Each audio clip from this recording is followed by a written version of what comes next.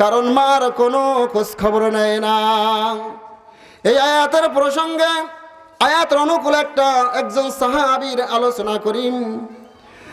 একজন সাহাবী নবীজির, যার নাম ছিল আলকামা রাদিয়াল্লাহু তাআলা আনহু। কি বলেন? আলকামা রাদিয়াল্লাহু তাআলা আনহু কেমন সাহাবী? আলকামা রাদিয়াল্লাহু তাআলা আনহু নবীজির দরবারে আসা যাওয়া করতেন, নবীজির কাছে আসা যাওয়া করতেন। আলকামা রাদিয়াল্লাহু তাআলা আনহু অসুস্থ হয়ে গেলেও বিছানায় পড়ে গেলেন। সুতরাং মসজিদের ইমাম সাহেব যদি নামাজ পড়ায়, একজন মুসল্লি না আসলে ওই মুসল্লির খোঁজ খবর নেয় কি নেয় না? জিজ্ঞাসা করা হয় তিনি কেন আসে না। আলকামা রাদিয়াল্লাহু তাআলা আনহু অসুস্থ অবস্থায় বিছানায় পড়ে রইল। আল্লাহ রাসূল জিজ্ঞেস করতেছে অন্যান্য সাহাবীদেরকে, আলকামা কেন আসে না? আলকামার কি হয়েছে? আলকামার বিবি দৌড়ায়া তাড়াতাড়ি নবীজির কাছে গিয়া বলতেছেন, ইয়া রাসূলুল্লাহ, ইয়া হাবিবাল্লাহ, হুজুর গো, আপনার আলকামায় বিছানায় অসুস্থ অবস্থায় পড়ে রইল। আপনার আলকামার মুখ থেকে কালিমা উচ্চারণ হয় না, আপনার আলকামা বিছানার মধ্যে পড়ে রইল গো নবীজি। আল্লাহ রাসূল শোনার সাথে সাথে কয়েকজন সাহাবী হযরতে বেলাল রাদিয়াল্লাহু তাআলা আনহু সহ কয়েকজন সাহাবীকে নিয়ে সাহাবীদেরকে বললেন, সাহাবী তোমরা যাও আলকামাকে গিয়ে কালিমার তালকিন দাও। আলকামার বাড়িতে গিয়ে আলকামার শিয়রে বসে বসে কালিমার তালকিন দিতেছেন, কিন্তু আলকামার মুখের থেকে কালিমা উচ্চারণ হয় না। এবার সাহাবীরা নবীজির কাছে এসে বলেন, ইয়া রাসূলুল্লাহ, ইয়া হাবিবাল্লাহ, আমরা আলকামার সামনে বসে বসে কালিমা পড়তেছি জোরে জোরে, কিন্তু আলকামার মুখের থেকে কালিমা উচ্চারণ হচ্ছে না গো নবীজি। আল্লাহ রাসূল কিন্তু বুঝতে বাকি রয় নাই। হযরতে বেলাল রাদিয়াল্লাহু তাআলা আনহুকে ডাক দিয়ে বলেন, ও বেলাল,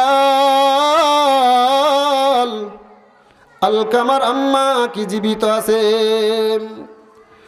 সাহাবী বেলাল ডাক দিয়ে বলতেছেন, ইয়া রাসূলুল্লাহ, ইয়া হাবিবাল্লাহ, আলকামার আব্বা নাই কিন্তু আম্মা আছে জীবিত। যাও আমার খবরটা পৌঁছায়া দাও, গিয়া বলো যে ও বুড়িমা, নবীজি আপনাকে নবীজির দরবারে যাওয়ার জন্য বলছেন। এই খবরটা যখন পৌঁছায়া দিল, বুড়িমা লাঠি বড় দিয়া নবীজির দরবারে গিয়ে উপস্থিত হয়ে গেলেন। যাওয়ার পরে বুড়িমা নবীকে সালাম দিলেন, আসসালামু আলাইকুম ইয়া রাসূলুল্লাহ। সালাম দেওয়ার পরে এবার বুড়িকে জিজ্ঞেস করতেছেন, আপনার আলকামা কতদিন পর্যন্ত বিছানায় অসুস্থ বলেন? ও আল্লাহর নবী, আলকামা বিছানার মধ্যে দীর্ঘদিন অসুস্থ, কিন্তু আলকামা বিবাহর আগে অনেক ভালো ছিল। ওগো নবীজি, আমার আলকামায় আমাকে দেখো, আমাকে শরীরের মধ্যে প্রহার করেছে, আমার শরীরের মধ্যে মায়ের দাগ। আলকামার মা যখন নবীজির দরবারে অভিযোগ দিলেন, সাহাবীদেরকে আল্লাহ রাসূল ডাক দিয়ে বলেন, ও সাহাবীরা, আমার আলকামাকে আমি জাহান্নামের আগুনে পুড়তে দিব না। আমার আলকামাকে আমি দুনিয়ার জমিনে আগুনের মধ্যে পোড়াইয়া দিব, কারণ আমার আলকামাকে আমি জাহান্নামের আগুনের মধ্যে পুড়তে দিব না। কিছু লাকড়ি সংগ্রহ করম। লাকড়ি সংগ্রহ করার পরে লাকড়ি গুঁড়ো ধরানোর পরে এবার সাহাবীদেরকে ডাক দিয়ে বলতেছে, যাও আলকামাকে নিয়ে আসো। এ বুড়িমা, তোমার সামনেই তোমার আলকামাকে আগুনের মধ্যে ফালাইয়া পুরানো হবে। আগুনের মধ্যে দুনিয়ার মধ্যেই এটার বিচার হয়ে যাবে তুমি যদি আলকামাকে ক্ষমা না করো।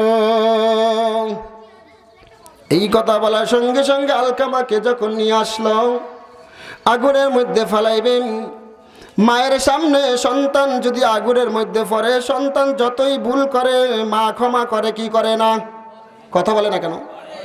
ভাই দাঁড়ায় থাকি না, ভিতরে আসেন, একটু সামনে সামনে আসেন, জিকির করেন লা ইলাহা। একটু সামনে আসেন, সামনে আসেন, দাঁড়ায় থাকি না, সামনে আসেন। লা ইলাহা ইল্লাল্লাহ, লা ইলাহা ইল্লাল্লাহ, লা ইলাহা ইল্লাল্লাহ, লা ইলাহা ইল্লাল্লাহ, লা ইলাহা ইল্লাল্লাহু মুহাম্মাদুর রাসূলুল্লাহ সাল্লাল্লাহু আলাইহি ওয়াসাল্লাম। এবার আলকামা রাদিয়াল্লাহু তাআলা কে যখন আগুনের মধ্যে ফালাবেন, সব সিদ্ধান্ত হয়ে গেল। আলকামার মা ডাক দিয়ে বলেতেছেন, ইয়া রাসূলুল্লাহ, ইয়া হাবিবাল্লাহ, নবী গো, আমার আলকামাকে আমি ক্ষমা করে দিলাম, আমার আলকামাকে আমি ক্ষমা করে দিলাম। এই কথা বলার সঙ্গে সঙ্গে আলকামার মুখের থেকে উচ্চারণ শুরু হয়ে গেল, আশহাদু আল্লা ইলাহা ইল্লাল্লাহু ওয়া আশহাদু আন্না মুহাম্মাদান আবদুহু ওয়া রাসূলুহু। এ যুবক ভাই, এই আলোচনার কথা কি বুঝলেন? আজকে আমাদের সমাজে মা আছে কি নাই? এই শোনো, মা আর বাবা ঘরের মধ্যে চেরাগ, ঘরের বাতি। যেই ঘরের মা নাই সে বোঝে মায়ের কদর, যেই ঘরে বাবা নাই সে বোঝে বাবার কত কদর।